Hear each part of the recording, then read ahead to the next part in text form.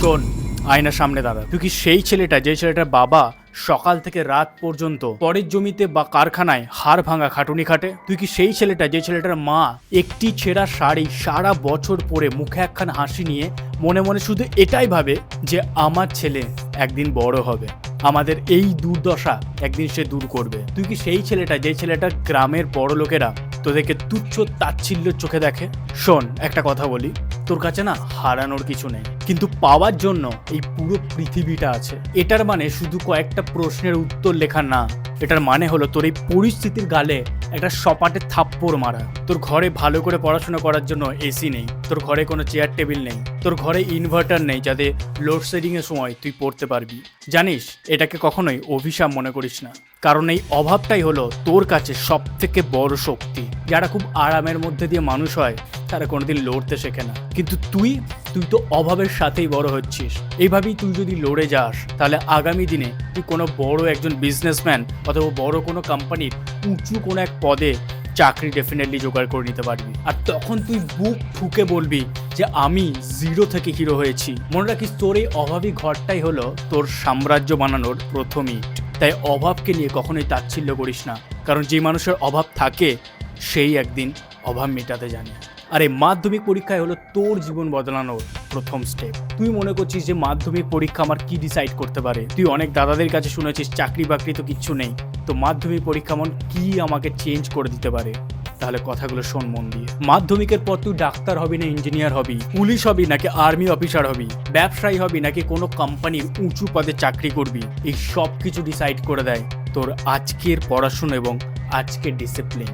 সকাল 5টার সময় ঘুম থেকে ওঠা, ইচ্ছে না থাকলে বই নিয়ে বসা, সোশ্যাল মিডিয়া থেকে নিজেকে দূরে রাখা, বন্ধু বান্ধবের সাথে আড্ডা দেওয়া বন্ধ করে দেওয়া, সপ্তাহের পর সপ্তাহ মাসের পর মাস একই রুটিন প্রতিদিন ফলো করা, এটাই হলো আসল ডিসিপ্লিন। যারা সাকসেসফুল হয় তারা এই ধরনের ডিসিপ্লিন মেন্টালিটি থেকে তৈরি হয়। আচ্ছা, কখনো যদি মনে করিস একটুখানি সোশ্যাল মিডিয়া দেখে নিই, একটুখানি বন্ধুর সাথে চা সিগারেট মেরে আসি, অথবা একটুখানি মুভি দেখে এই আসি কাটায়, তখন তোর বাবার হাতের দিকে একবার তাকা। 5টা হাতের এই আঙুলেতে যে ছালগুলো পড়েছে সেইগুলো যেদিন তুই দেখবি সেই দিনই তুই বুঝতে পারবি লাইফটা যতটা সহজ মনে করছিস লাইফটা ততটা সহজ না।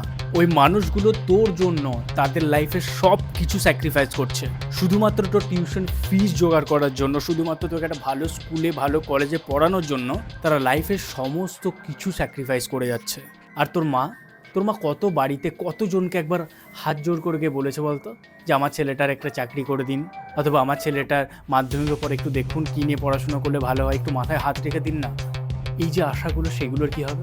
তুই কি সত্যিকারের মন থেকে চাস যে তোদের এই অবস্থাটা, এই অভাবটা সারা জীবন থেকে যাক? তোর কি একটু লজ্জা লাগে না যখন তোর বাবা তোকে নিয়ে যখন অন্য কোনো মানুষের সাথে কথা বলতে চায় এবং সেই মানুষটা তোকে এবং তোর বাবাকে অপমান করে, রীতিমতো তোর বাবার মাথাটা নিচু করে দেয়? তখন কি একটু হলেও লজ্জা লাগে না?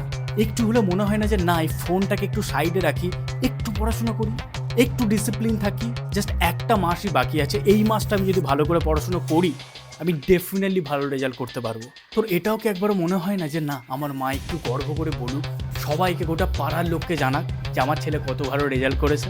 আজকে ভাব, তোর পাশের বাড়ি যে মানুষগুলো রয়েছে তারা, তুই সামান্য কিছু একটা করলেই তারা হিংসাতে জ্বলে পুড়ে যায়।